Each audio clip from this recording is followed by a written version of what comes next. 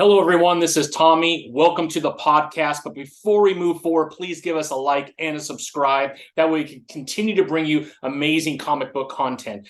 All right. Our next guest is Bryan Baugh. Bryan is the writer and creator of Wulf and Batsy. You've probably seen it or heard it before. It's been around since, I think, 2008 timeframe.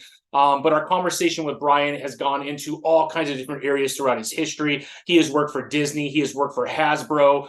He's done a lot. Wulf and Batsy, he has other books that he's written on how to draw, but Wulf and Batsy is the one that we're going to be spending most of our time today. Love the story. Love that relationship between both of them. Hopefully you have read it and you've enjoyed it too. But without further ado, here is Bryan and I. All right, everyone, enjoy.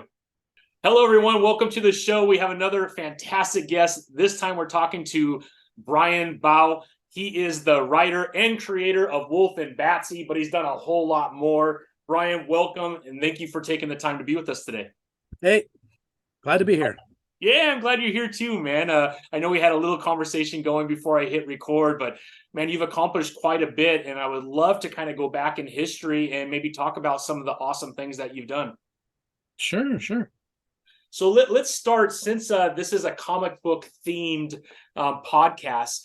Where did your passion for comics start in your life? Oh my gosh. I mean, being a little kid, as early as I can remember, I remember like my older cousin showing me like his Spider-Mans. This would have been when Romita was still drawing it, and, some of those issues. And I have blurry memories of that from early childhood. And then like, I remember the next big memory I have of comics was around the time I turned about 9 years old. I started getting into like Weird War Tales and House of Mystery. And of course, I was just going to the 7-Eleven with my mom and, whatever cool comics were on the spinner rack, I'd say, can I get that one? So random Spider-Mans, random Swamp Things, random, monster comics, any of those kind of things. Werewolf by Night was a big one. Yeah. And then when I remember this one, I really got hooked probably when I was 10, because I remember 1982. The Creepshow comic book came out, written by Stephen King, drawn by Bernie Wrightson. Yeah. Introduced me to George Romero, Tom Savini, like the whole crew, like that really grabbed me. And also there was an issue of Weird War Tales that I had that I read probably a million times. It was Weird War Tales issue 100. Really? With the Creature Commandos. Creature Commandos, man. Yeah, I read that one to death, where they're fighting Nazis on a prehistoric island with dinosaurs. So so it was everything a growing boy needs, Exactly. Like took 3 different books and just put it all together. Huh? Yeah. I read that comic a million times. So those were my early comic book things. And then probably junior high was when I really turned into an addiction, Yeah.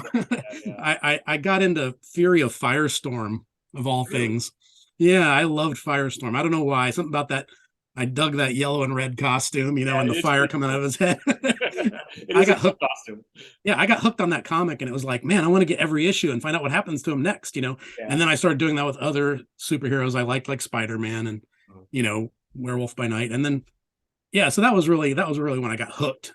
The Wolverine miniseries, the Frank Miller miniseries of Wolverine came out. That's when I kind of discovered Wolverine and found out who he was, and that got me into the X-Men. Yeah. So it was how that happens. Domino effect, right? Yeah, exactly. Yeah. And then you're doing chores and trying to figure out how to get as much money as possible for the next. Oh yeah. I mowed like 3 lawns a week just to make enough allowance to go to the comic book store and burn it all on comics every week. Savage Sword of Conan was a big one for me. Yeah. All that kind of stuff. Yeah. That's awesome. Did you have a comic book store close to your house, or? I was very, very fortunate. That's so cool. We had a terrific store. I grew up in a little town called Fairborn, Ohio, and we had a great store there called the Bookery Fantasy. Oh, cool. And it was the first real comic book store I ever went to, where they had the new stuff. They also had the back issue bins. That's the first time I'd ever seen that. That blew my mind as a kid, because I grew up thinking if you didn't get it on the spinner rack at the grocery store, it was gone forever. I just never imagined that you could still get them. So to see back issue bins for the first time was huge. And right around that same time, the 1986 black and white independent low press comics boom happened. Yeah. And then it was like Caliber Press with Dead World and Baker Street and The Crow. I was Yeah. getting all, and Gore Shriek. I was getting all that stuff. And we had another comic book store in the next town over, Yellow Springs, Ohio, had a store called Dark Star Comics, which was a great fantasy book and comic book store. And crazily enough, both of those stores are still there today. I was going to ask, are they still there? That's crazy. I mean, It is crazy. You don't hear that very often. Yeah. It's amazing. It's amazing. They're both still around. That's amazing. Yeah. So are you close enough to go back to those stores, or you haven't been back in a long time? I am now. Nice. I just recently moved back to Ohio after living in California for 23 years. Yeah, that makes sense. Well, it makes sense to all the listeners once we get into that section of your life as to why you were in California. But that is so cool. Have you gone back over the last few weeks since you've been back in Ohio? Not yet. I have driven. When I moved back to Ohio, I'm coming back and visiting my parents' house, and there are boxes of comics that I haven't looked at since high school in the basement. So I've got more comics, plus the ones I brought with me that I bought, So I've got more comics that I can. Right? I've got plenty to go through before I'm going to need to buy any new ones. Well, that's awesome, man. I mean, what a great experience to have a comic book store, because that's one of the questions that we ask for everyone. And I would say maybe 10% grew up in a neighborhood or a town that actually had a comic book store, right? So it's a spinner rack, but then you have to search for wherever that next store is, right? Yeah. Believe me, I plan to go back there eventually. I just haven't got around to it yet, but I will. You just need to see how many hands it's been changed, or if they're the original folks. That'd be really cool. Yeah, I know one of the guys passed away. I know one of them is still there. But I'm looking for. I just know if I go into any of these stores, I'm not getting out alive. I'm going to be spending money. I'm trying to save money right now. Yeah, that makes it difficult for sure. Yeah. That's awesome, man. Well, Bryan, let's kind of dig into your professional career, because as I was doing a little searching about you, I saw that you are a storyboard artist and you've worked on some pretty cool stuff. I thought maybe we would start at the beginning of your career. I believe it started with Disney, right? No, started with Sony Animation. Oh, Sony Animation. Awesome. Yeah. I went to art school in Columbus, Ohio, got out of art school. I spent about 2 more years in Ohio trying to get into the indie comics scene. That was early 90s. So the Image era, and it just didn't happen. Yeah. So it's a long story, but I got an opportunity to go to Southern California and house sit for a relative who lived out there in Santa Monica.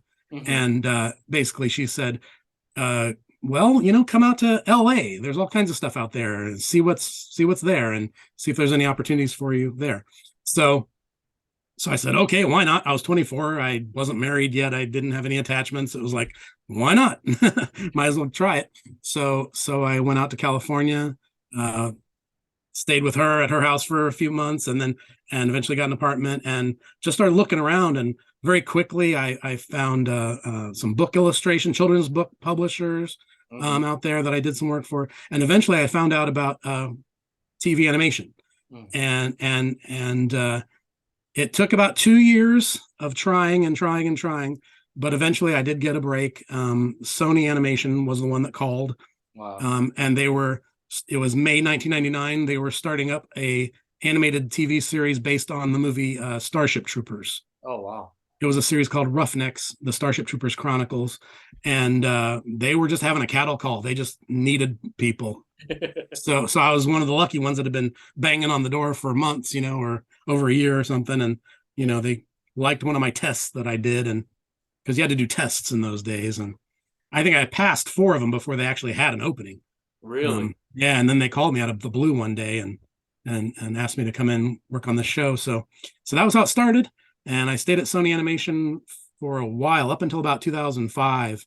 Yeah. And I worked on a whole bunch of shows there. Yeah. Did you have sorry, go ahead. No, did you have a favorite show? Well, Roughnecks, the Starship Troopers Chronicles was a lot of fun because it was my first job in animation, and it was a chance to draw, aliens and giant bugs and laser battles and things like that. And That's pretty cool. but it only lasted like one season, unfortunately. And then I worked on I worked on Men in Black. I worked on Harold and the Purple Crayon.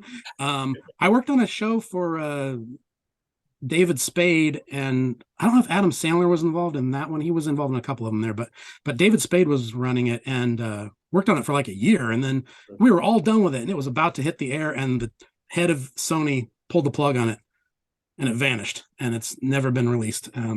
Spent a year on that.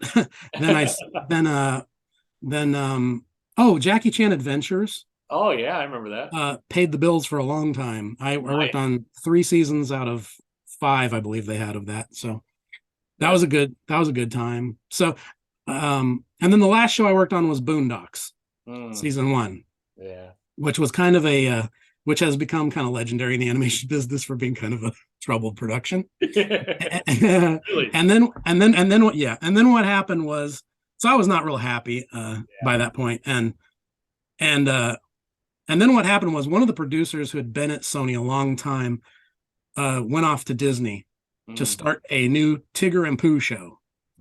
And he basically just invited all the people that he liked to come with him. And I was very lucky to be one of those people.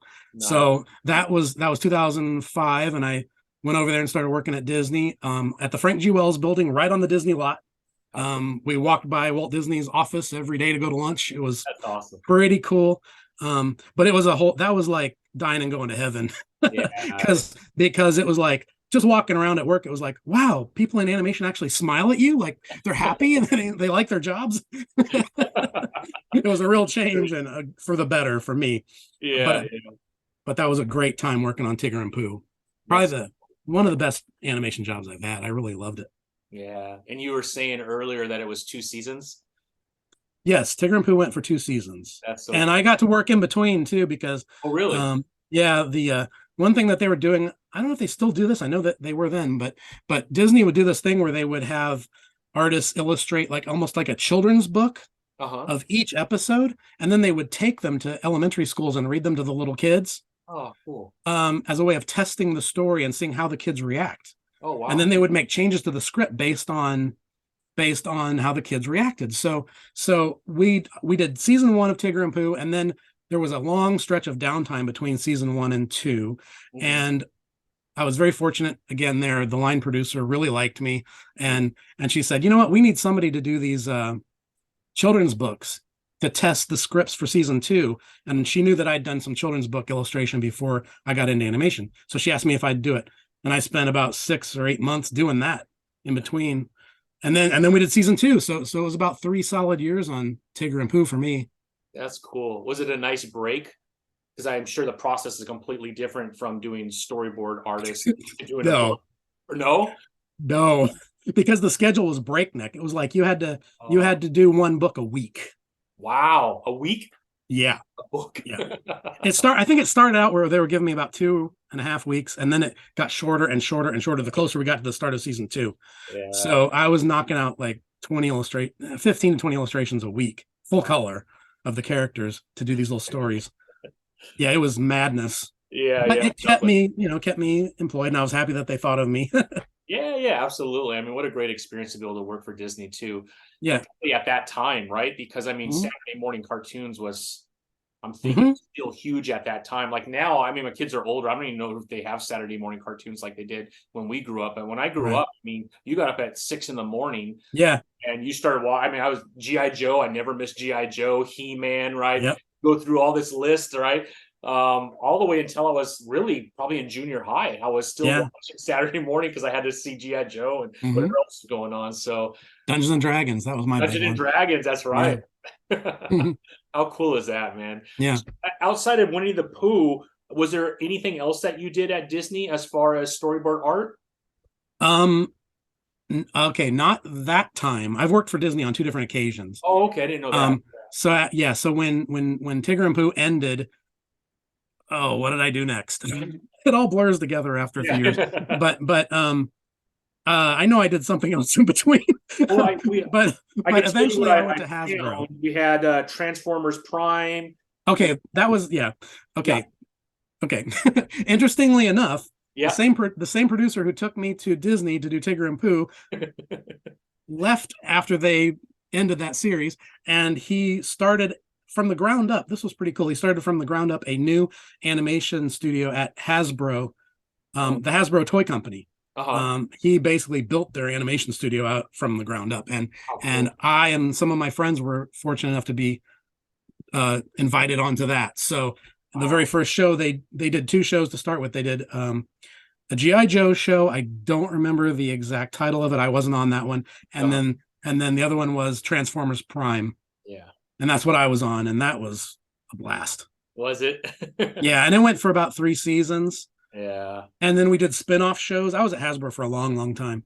Yeah, yeah. I mean, I will tell you, one of the most emotional movies I ever saw was Transformers the movie. As Prime died, I cried. I don't know how old I was, but it was devastating to me, man. Right. I almost couldn't take it. I don't think I was the same for a couple of weeks after.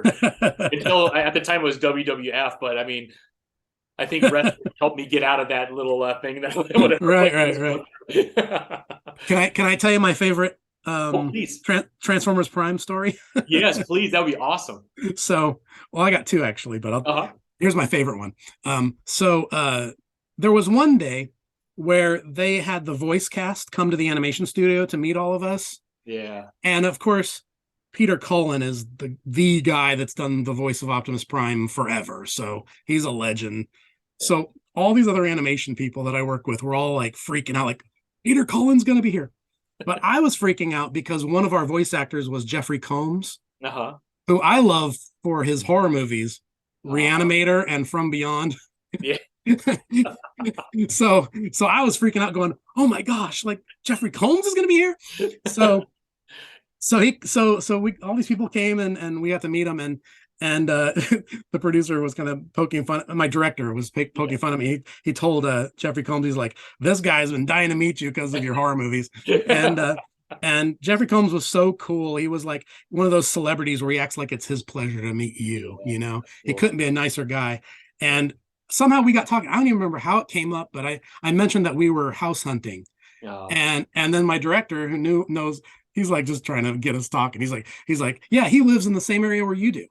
uh, And turns out Jeffrey Combs lived not far from me, and he started giving me real estate advice for our area. We ended up he sat down in my cubicle and we ended up talking for like an hour about real estate. And I completely forgot he was the reanimator. I completely forgot all yeah. that. And after it was all over, we were just talking so long for like normal people. After he left, I was just sort of like, oh my gosh, I just got like an hour's worth of real estate advice from the reanimator. Oh, that's awesome, man. Yeah, that was a pretty cool memory. Yeah. What was the second? You said there was two. Well, the other one was um a lot of the people who worked on the show, we all knew each other pretty well, each other's strengths and weaknesses, and they all knew I was a horror guy. So Yeah. my director was cool enough to give me a lot of bad guy scenes, Nice. and probably my favorite scene I got to do was a scene where these evil scientists capture one of the big robots and they strap him down, and they walk up on top of him and they bring a drill press down and put it in his eye, drill his eye out. And since it's all mechanical, they could get away with it. There was no blood. Yeah. So, so they There's gave no me blood, that. right? Yeah. So they gave me that scene to do. And the funny thing was the main scientist, that he had all this dialogue like, I'm going to do this and blah, blah, blah. But they designed him with these cool goggles. And I asked my director, I said, it would be really cool.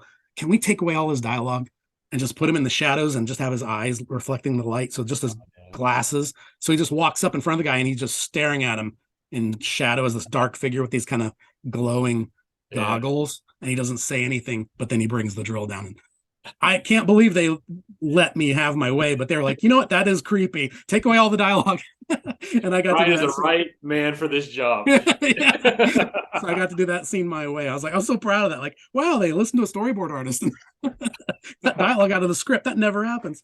Anyway, That's so cool. so those are my two favorite moments from that show. That's pretty awesome, man. Did you get to work on a Transformer that was your favorite, or you probably just did all of them, right? As a It's funny. Every time you work on an animated series, I find um there's always one character that you like feel possessive of. Like as Yeah. you're learning to draw the different characters, there's one character that you just sort of gravitate to. And that becomes my guy, you know, and like I can draw the other guys, but when I have a scene with that guy, I really just make a meal out of it. Like on Tigger and Pooh, it was Tigger Yeah. Yeah. and Rabbit. Oh, really? Yeah, I was really good at Tigger and Rabbit. Uh-huh. Yeah. So on Transformers Prime, it was Ratchet, who was the good guy robot that Jeffrey Combs did the voice for. I Uh-huh. really gravitated to that character. And then, and it's funny because I was never a big fan of this character in the old show when I was young, Hmm. but Starscream. Really? Yeah, the version of Starscream that they had on Transformers Prime was super sinister. Yeah, yeah. Like they made him all wiry and skinny, and he had this evil voice, and the voice actor who did his voice was fantastic. And I don't know why they gave me a lot of scenes with him, and You I just mastered had it, huh? I had a blast with that character, making Yeah. him do all these creepy things because he had these long, skinny fingers. And oh, and I did get to draw Soundwave's death scene. No way. Yeah, they had a sort of pseudo death scene. Yeah, yeah. They opened up two teleportation portals, and he gets split in half and stretched between them. And they gave me that scene, so I got to do Soundwave's I death have scene. a feeling they're like, I think this is another job for Bryan. Yeah, I get a lot of scenes like that.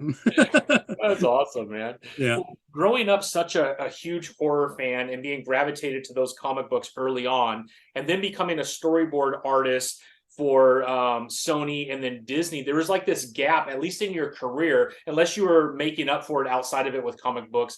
But how did you maintain that passion for horror when you're doing these other things most of your time that is not horror related? Obviously, you have those two examples where you were Right. able to bring something in, but was it just outside of that you were still doing your own drawings? Is this when you started to develop Wulf and Batsy a little bit? Like when through all of this did that start to take place? Because I have to feel like that burning was there because that's a passion of yours and you had to release it somewhere, right? Yeah, I mean, making my own comics on the side was kind of just a way of keeping art fun. Okay, yeah, yeah. You know, I mean, because I mean, we all get into this job drawing for a living because we want, you know, when we were little kids, we were just always drawing and didn't want to do real work. so, so, so, uh, so, when I broke into animation at Sony in 1999, and all of a sudden drawing was my job, and I had to draw what other people told me to draw.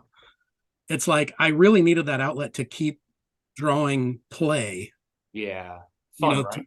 so it still feels like recess, you know, on the Yeah. side. And I actually came up with Wolf and Batsy in December 1999 Oh, wow. after I'd been That early at on. after I'd been at Sony for a while. Really? Yeah, yeah, I came up with the characters back then, started writing the first few stories, but I was totally doing it on the side of my day job. Yeah. It's always been on the side of my day job, you know. Yeah. But so, you know, I make them pretty slowly, but it took a while, you know, but it keeps art fun, you know. Yeah, yeah. So That's so cool. So you started to create the character development. You started to create some of the storylines in 1999 forward. by And accident. by accident. Really? What do you mean by accident? Wolf and Batsy were born by accident, pretty much. Really? Yeah, I mean, You're just doodling and just kind of all of a sudden like, wow, this looks like could be pretty something. much. As a kid, I always had this idea. I would love to do a comic book about a werewolf, Uh-huh. but I never had a story angle.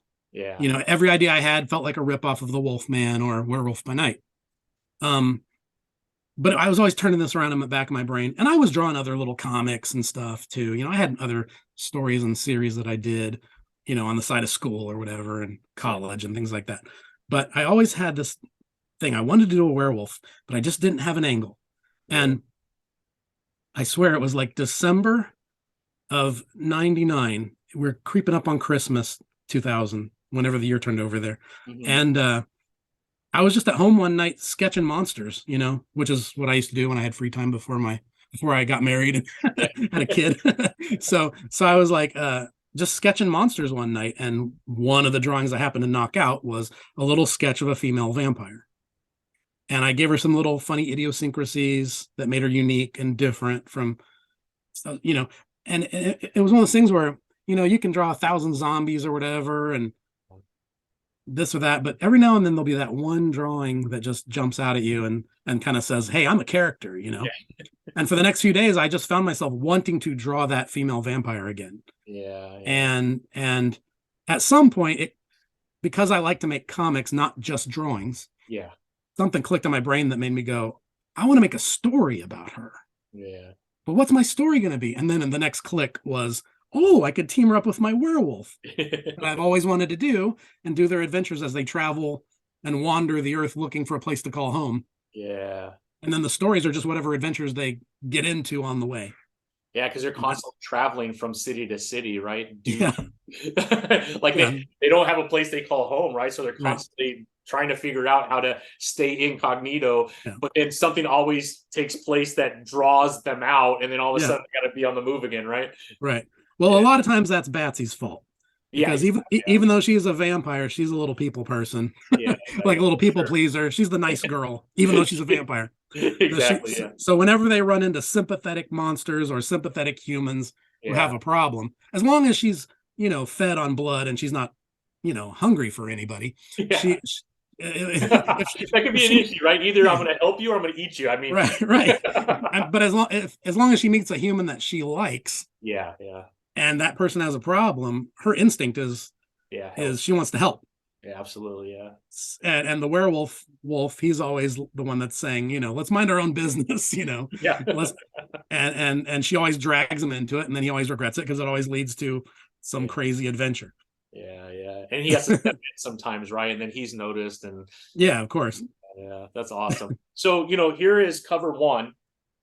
So in 1999, how long did it take before you actually, because I'm assuming, right, you're doodling, you're making adjustments constantly until you get to a point where this is Wulf, this is Batsy, this Yeah, is what the characters look like. yeah. From 1999 to where it is to this, how long did it take you to where you came to like a final rendition of what they were going to look like?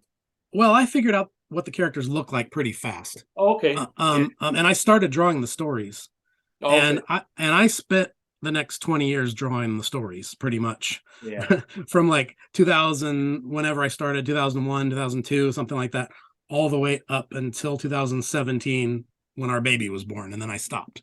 Yeah. And then in 2021, Peter Samedi from Alterna Comics Yeah. wants to put it out as a series. So then I was like, okay. So then we're basically taking all the old material that I was doing on the side of my job. I had self-published. Yeah, I saw that you had Yeah. published before, right? Yeah. Yeah. I had self-published editions of them before, but it was so small time. And it was just me doing whatever I could afford to do by myself, Yeah. with I wasn't even, this was before crowdfunding was even popular. It was Yeah. like 2008. So, Yeah. so, so, so I was just like paying for it out of money off the side of my day job or whatever. And, Yeah. and, had a very small, loyal following, but it wasn't anything. And, but then in 2021, when Peter Samedi wanted to pick it up, it was sort of like, well, let's just take all the old stories and just reprint them in order Yeah. and break them up into comic book issue size to make it an ongoing series. And then the one thing he asked me to do was, can you make up a couple new stories to sort of squeeze in between the old stories Yeah. so that there's something new for old readers too? Yeah. And so that's what we're doing now. So yeah. That's cool, man. So So, the first six issues is really the old stuff. oh, is it? So it's Yeah. 7 when you have like a new story come in? Issue 7 is the first full issue that's a brand new story. How fun was that to go back and then create a new story, or did you already have a story that you used? That was super satisfying because Yeah. the thing is basically I had done I'd done basically 4 story arcs Okay. um that were all kind of long, but the whole time I was working on them, and those were kind of like my important stories, these are like my big ideas I got to get out. And the whole time, of course, I'd come up with these little short stories on the side and I'd write them down. But I'm not good at like overlapping and doing 2 projects at the same time. Something always ends up suffering or not getting finished. Yeah. So I would write these little short stories and I'd be like, I love that. I want to draw that so much, but priorities. I'm doing my big long story right now. So I'd Yeah. set that aside. So I have a folder full of little short Wulf and Batsy stories that I just didn't have time to get to until now.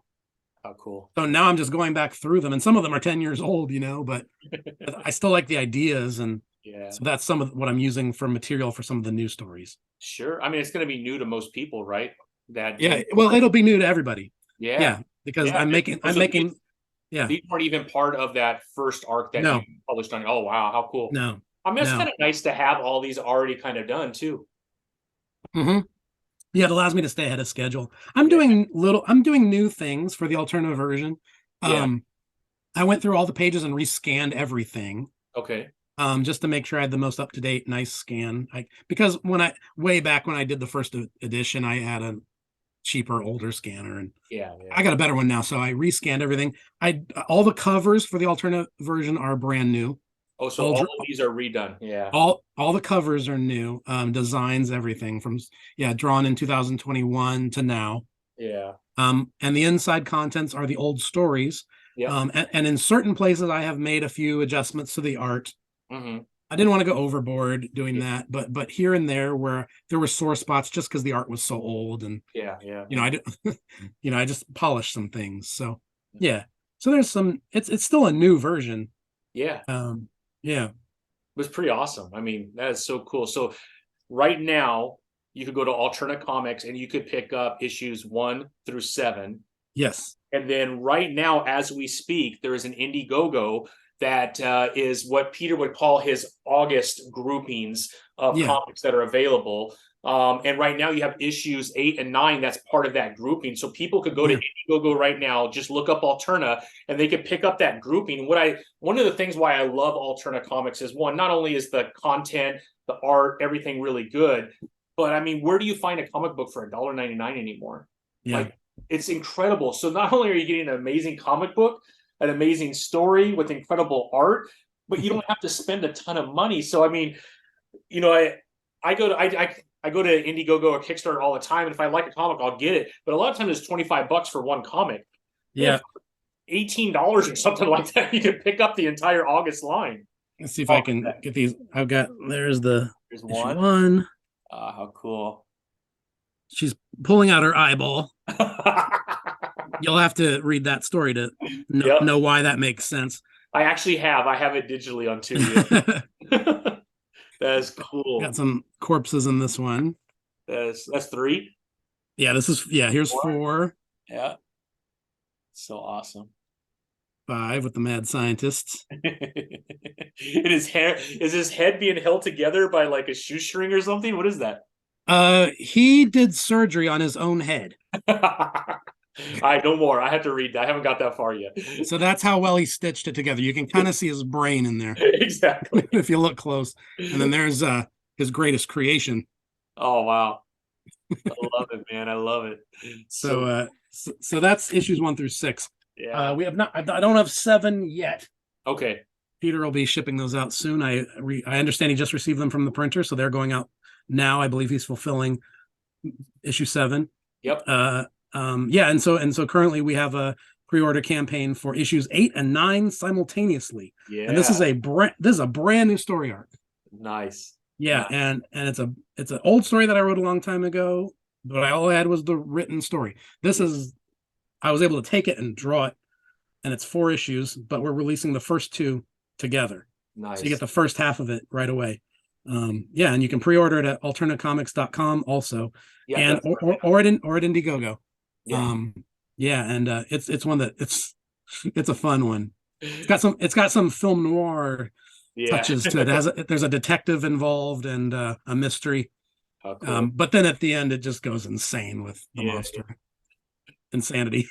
Yeah, exactly. So what I would like to go back is to 2021. Yeah. And Peter wants to pick up Wulf and Batsy. Did you and Peter already know each other, or did he read it? He's like, I would love to, publish that. Like, how did that all work out between you and Pete?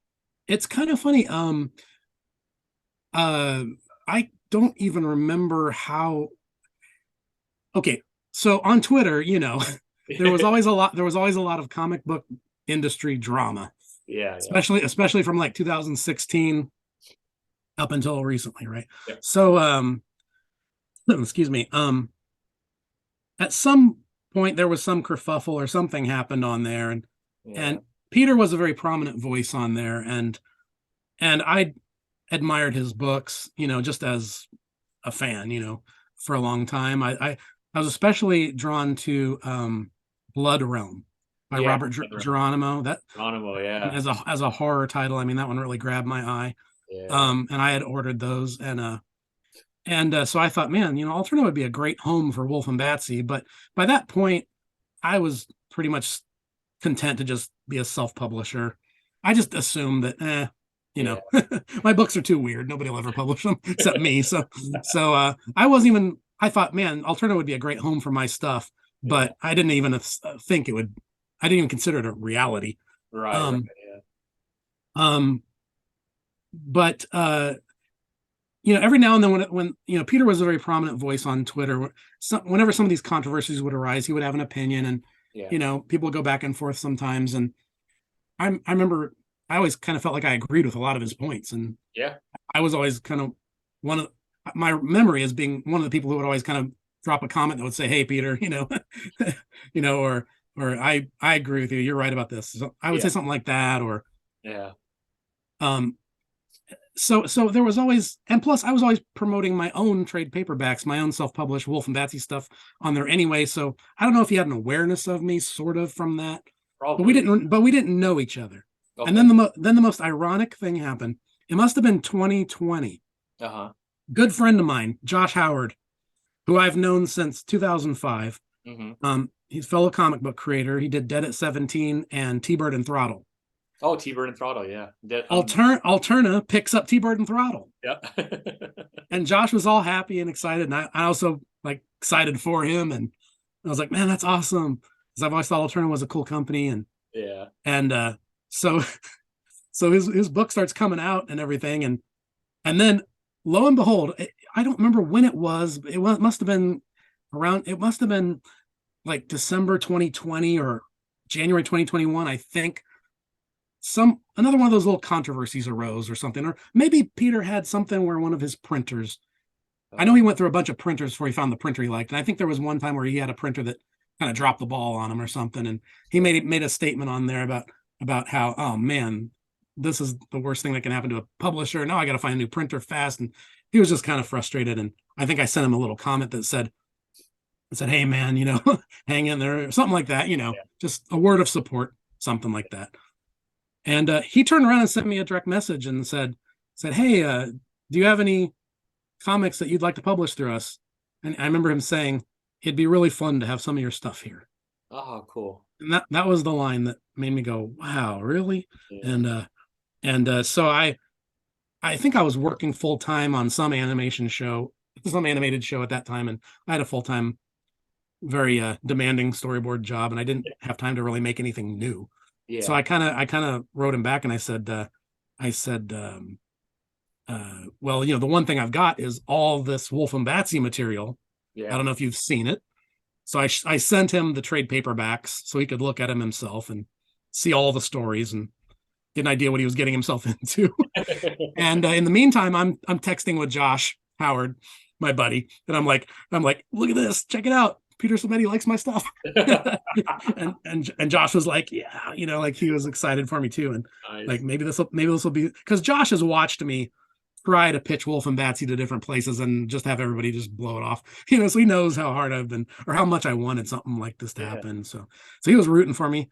And lo and behold, Peter liked Wulf and Batsy, said, yeah, that'd be a good one to have here. And we got talking about seriously putting it out and how to do it and how to schedule it and everything.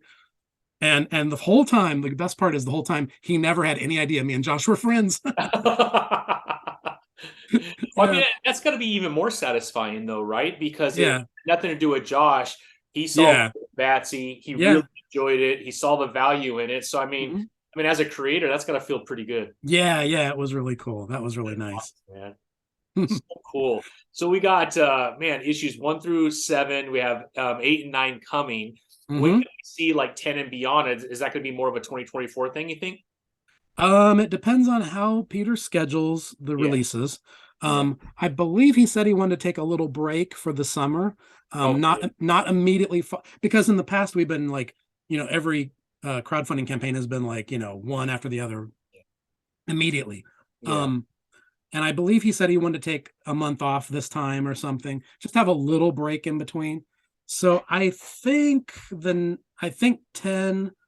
we haven't really talked about if 10 and 11 are going to come out simultaneously like 8 and 9 did. It might just be 10. I'm not sure yet.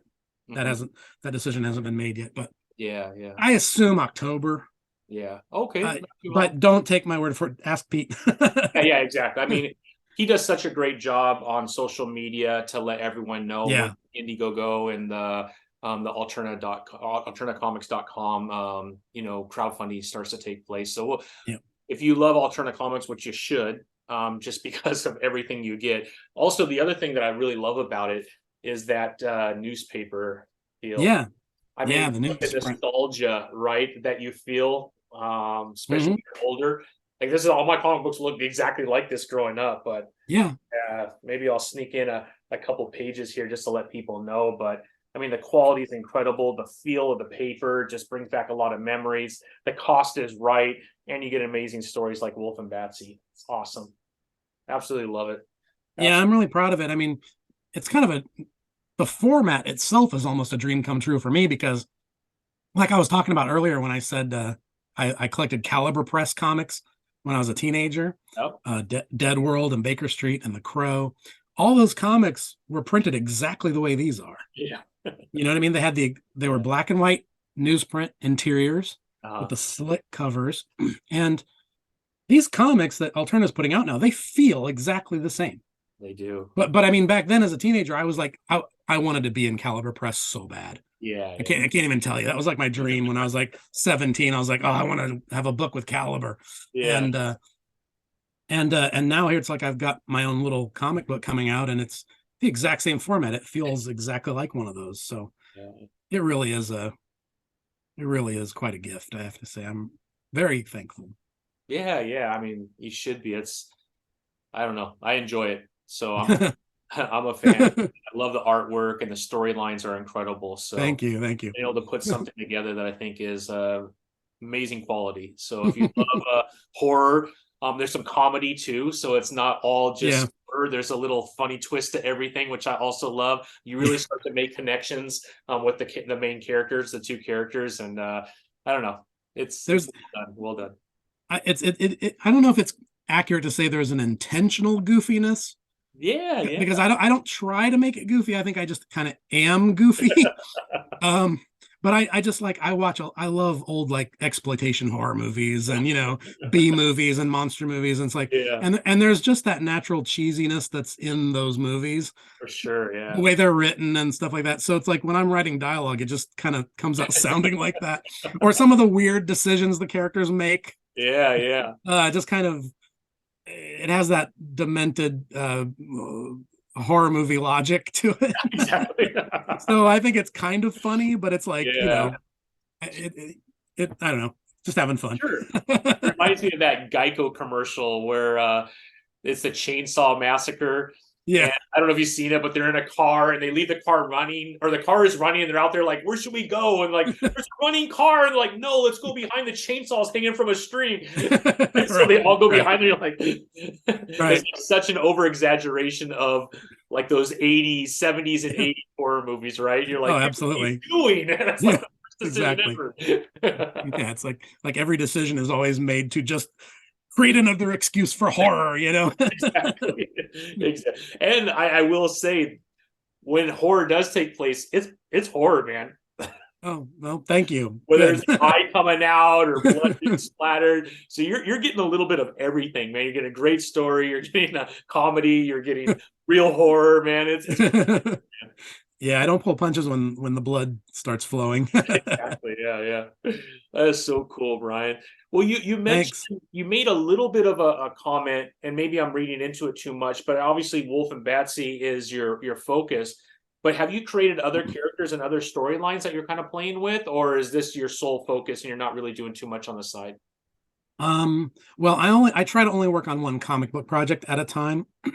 But before I created Wulf and Batsy, like I was saying, I did have other little characters and comics that I did do in college and after college. When I got out of art school, I created a little indie comic. It's barely even worth being called a comic. I mean, I was making copies at Kinko's, but they were the little ash cans, they were stapled and everything. But it was a series called Tales from Blue Sagoth, which was What is that? well, it was basically a monster comic in science fiction disguise, because I didn't have the brain to do serious science fiction. Yeah, But, yeah, but what I wanted to do was just have a world where I could draw anything I wanted. yeah. So in order to, for my excuse for that was to have a bunch of astronauts from Earth crash land on an alien planet, and then they're just wandering around the planet. And of course, the planet has dinosaurs, zombies, uh, H.P. Lovecraft style fish monsters, anything any crazy kind of monster I wanted to draw. And the excuse was, well, they crash land on an alien planet. Yeah. All these things exist there. So yeah, so it was really a monster comic, but it took place on an alien planet. And I did about 4 issues of that and a couple of short stories. And I did them these little printed ash cans from Kinko's, and I took them to the Chicago Comic-Con in 1994 and 5, and sold them. That was my first experience having a table and selling these little books. And Yeah. believe it or not, I did sell out. People would buy them, and I mean they were only like $1, but people would buy them and come back the next day and say, "Oh, I read it in my hotel room. That was really funny. That was cool." So that was my first experience. But I've done other ones like zombie comics, little short stories, lots of short stories, That's cool. short horror stories, things I would submit to like Gore Shriek or any of those like anthology black and white horror comics in the late 80s, early 90s. And of course they were all rejected. but I did try. I have a little stack of horror stories that I did from back then. And then I've had other projects I've done. Once I created Wulf and Batsy in 1999, it was sort of like, this is my thing. Yeah. These are my characters. This is my brand. and I've chased that. Along the way, there did come a point where I stopped and I worked on some other things. If you mean professionally or my own projects? Not just your own project. Yeah. Okay, yeah. I have another project that I actually remember when I said the last Wulf and Batsy story, the last big one that I did was in 2017. And when I finished it, right after we finished it, our baby was born. And then I took a break from Wulf and Batsy. Well, by the time she turned about 1, and I started to figure out my new schedule with a baby, I got in the mood to work on new comics, but I kind of felt like I needed a break from Wulf and Batsy. And I actually started another project called The Young Necromancers. Really? And I was going to do it as a web comic. Uh-huh. I had a friend that I knew in animation who did a web comic, and she put out like 2 pages a week and then set herself up for donations on Patreon. Yeah. And if you join Patreon, she would have extra content on there. And she was doing pretty well. She was getting a lot of readers and a lot of supporters that way. And I was like, wow, that's cool. So I started working on my own web comic that I was going to try to put out the exact same way. Yeah. And it was a 12 chapter story.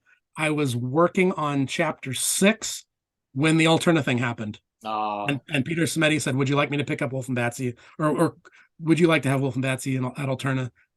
And all of a sudden it was just like, okay, again, priorities, right? Yeah. Like this is a project I'm halfway through and I really like it and I'd like to finish it and make it a web comic, but here's a real publisher that wants to do something now with the project that I consider my baby, my other baby, and my monster babies. Yeah. And plus that material's finished. Yeah. He wants to put it out. So it was like, okay, the Young Necromancers is going on the back burner. And it's been there ever since, because I've just been giving my full devotion to Wulf and Batsy. But I keep telling back to it one day. I keep telling myself sooner or later we're going to get into a stretch of Wulf and Batsy where it's one of the longer stories. Yeah. Like a 6-part story. Where all I'm going to have to do for Alterna is make new covers. Yeah. But the pages are all done. And once we get into that, and a lot of this workload is off my plate. Yeah. I might have to go back and finish the Young Necromancers because I really did enjoy it. And I think it'd be a cool web comic. And it's in full color. I've never really done a full color comic before. Most of my stuff has been in black and white. So yeah, I think I should get that done. On the list of things you got to accomplish, right? Yeah. Well, that's cool. I did, and I'm not 100% sure, but didn't you also write a book on how to draw dinosaurs? I didn't write it. There was a stretch of time. I think Uh-huh. this would have been 2000. It was around the same time I was working on Tigger and Pooh. Okay. That kind of 2006 to 2009 Uh-huh. period before I went to Hasbro.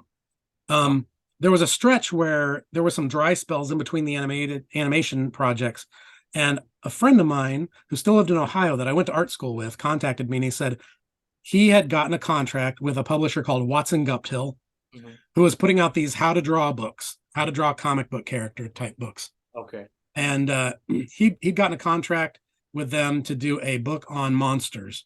Hmm. And he wanted to, he reached out to me because he's like, I remember how much you love to draw monsters, let's do it together. So for that first one, it was called Scared. I don't know who came up with the title. Scared, how to draw horror comics characters. Yeah. And we sort of split the, he said you take first pick and I got to do all the monsters I wanted to do, and then he kind of did the side ones, and he Yeah. did all the art instructional part and Okay. the writing, and then I wrote a big long article for it that was called The History of Horror Comics, Hmm. which I basically wrote off the top of my head because I just was such a horror comic collector my whole life. I Walking kind of, encyclopedia yourself, right? yeah. I mean, I double checked my dates on a few things, Yeah. but for the most part I had it. So Yeah. I wrote about half the book, just that part, The History of Horror Comics, and then he wrote all the art instructional stuff. And then that led to Watson Guptill asking me if I'd like to do another one by myself. And I did a science fiction one which was really just an excuse to draw aliens for like 6 months. and then I did a fantasy illustration one. Uh-huh. And then the dinosaur one, my friend I did the horror one with, he went off and did a dinosaur one, but he had me do some illustrations for it that I contributed to it. So we Yeah. were sort of mixing and matching. So, Very but I get cool. a lot of emails from people and a lot of private messages from people who recognize my artwork and they go, "Oh my gosh, I had that book when I was in high school or whatever." And it's Yeah. it's strange for me because I just feel like that was like a 6 month job where I was just like, I was just happy to have an excuse to draw monsters. Yeah, yeah. I did see the monster one because when I saw that in your bio, I went to it. There was a link that went to I think Amazon, and Hmm. there they had like several different ones. And so I was Yeah. like, oh wow, he's been really busy on teaching people how to draw too. Well, yeah. I mean, it was my friend that was doing those was more passionate about it than I was. It was more of a job for you, right? Yeah, for me, well, I mean, I wouldn't say it was more of a job. I just felt like he had more passion to be an art instructor, right? And I Yeah. think I had a little more passion to just be like, oh, I can get paid to just draw aliens and Yeah, and monsters for 6 months. Great, sure, let's do it. exactly. That's pretty cool though. That's pretty Yeah, it was fun. well, awesome, Brian, man. That is awesome, man. I don't know. I can't believe that we were able to cover this. We have 8 and 9 right now. Indiegogo. Go to Indiegogo. Just type in Alterna. The current August Indiegogo crowdfunding is there. Again, you're going to get amazing comics for super cheap. It's incredible. Or you could go to alternacomics.com and you could buy it there if you prefer just to go to their website. I actually usually do things just through their website because Hmm. I'm always like filling voids of my Alterna collection. Hmm. So I don't know. I would suggest just go to Alterna Comics and buy it there. It's the same Hmm. thing. But then you could pick up other comics or the back issues of Wulf and Batsy if you don't have those yet. Hmm. I think most of them are available. The last time I Yeah, looked, might have been like one maybe that wasn't, but for the most yeah. part, they're there. And usually there's just a gap where they bring in like round 2 of the same print, right? Print number 2, Hmm. something like that. Yeah. Yeah, that's I awesome. also I have a website, or I'm sorry, I have a excuse me. I Yeah. also have a YouTube channel Oh, where okay. Yeah. I've done a few little videos, sort of like trailers, like movie trailers, kind of giving you a sense of what the stories are like and what the art looks like. So That's if you go to cool. my YouTube channel, you can see more video information on the specific And just stories. first and last name? Bryan Baugh Art Oh, Brian Baugh Art. Okay. is my YouTube channel. And then Baugh is Baugh. That's right. And B so R B R Y. Y A is Yeah, yeah. B A I U had a G. friend that his name is Brian too, and it's Bryan. And I've never Yeah. seen someone get so disappointed when someone else spells the name Brian. Disappointment in his face made me really be careful when I wrote your name down because I didn't want to get it wrong. And then the last name, the way it's pronounced, Doesn't sound like it the way you write Right. it. So I want to make sure. So it's BRYANBAUGH art. Yes. YouTube. Very cool. Yeah. Yeah. That's Yeah. awesome. That's kind of fun though, to be able to do your own animated version of Wulf and Batsy after you've done it for all these companies for so long. Yeah, well, Pete really urged me to do that. He's talked a lot about how YouTube is a great way to promote and dig into the books a little bit and show potential readers what it's about and make, they can make a better decision if they like it or not that way. And so it was one of those things where I was like, do I have to? But once I started doing it, it actually was kind of fun. Yeah. And I make my own music for it and everything, and make them like little movie trailers, and so you can kind of go on there and kind of see what they look like. Are Yeah. you So like right next to your computer playing an organ or something? yeah, like the Phantom of the Opera. Exactly. Probably not, right? No. Yeah. That is so cool, man. Well, Bryan, I can't tell you how much I appreciate meeting you. I am a fan. Oh. So I really appreciate getting to meet you, getting to interview you. I'm also a big fan of Alterna Comics, and Pete has been so nice.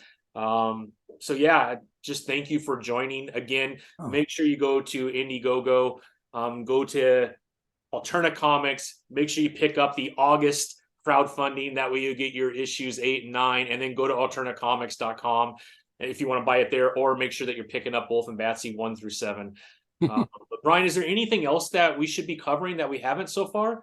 I feel like we covered quite a bit about Bryan, man. Yeah, I think Any gaps like that you wanted to share, or is there anything coming up that you wanted to mention? Or no, it's all about Wulf and Batsy right now. I'm just real excited about this new story arc that starts with issues 8 and 9. It's a sort of sequel to the previous issues 1 through 6. One of the funny things that happens is, the whole premise of the Wulf and Batsy series is they are a werewolf and a vampire wandering the earth looking for a place to call home. Yeah. But everywhere they go, they end up eating people and getting run out of town. That'll do that, But what happens is in issue 6, they actually find a home. Yeah. And so, does that mean the story is over? No, because there's always a complication, right? Right. So the new story in starting in issue 8 and 9 is the story of what happens that puts them back on the road again. And it's kind of a disaster, which is so much fun to draw. Oh, I love it. So is 8, 9, 10, and 11, is that the next arc? Is it a 4-part arc? 4-part arc. Yeah. And you're getting the first half already in the August pre-orders. Well, that's pretty awesome that you're dropping 2 at the same time. Because I get so into it, right? And 25, 26 pages, 15, 20 minutes later, you're done and like, I gotta wait till the next one. So it's kind of cool to get 2 in a row. Well, part of that was because, remember, I said we were talking about the schedule, and Pete has talked about possibly taking the next month off. Gotcha. Giving everybody a little break. Yeah. Gives all of us a chance to catch up. But I thought, well, why not put out 2 issues to cover the gap? Like if we were doing it regularly, if we weren't taking that little break, I'd be putting out 8 now and 9 then. Why not just put out 8 and 9 together, and then you got both to hold you over? Exactly. Yeah. We get back on the regular schedule. Yeah. So. Well, very good, Mr. Bryan. Again, I can't tell you how much I appreciate you coming on. I hope we could do this again. Yeah, absolutely. The next crowdfunding, or if there's something else that you got going on, you're welcome here anytime. But man, I can't tell you how much I appreciate meeting. Oh man, thanks for having me. Oh yeah, man, Wulf and Batsy. Got to read it. It will not disappoint. You're gonna enjoy it. There it goes. There it goes. Monsters, monsters, monsters. Yes, monsters, man. All right, Mr. Bryan. Well, I appreciate you. Thank you for joining. And until next time, my friend, have a great rest of your week. You too. Have a good one.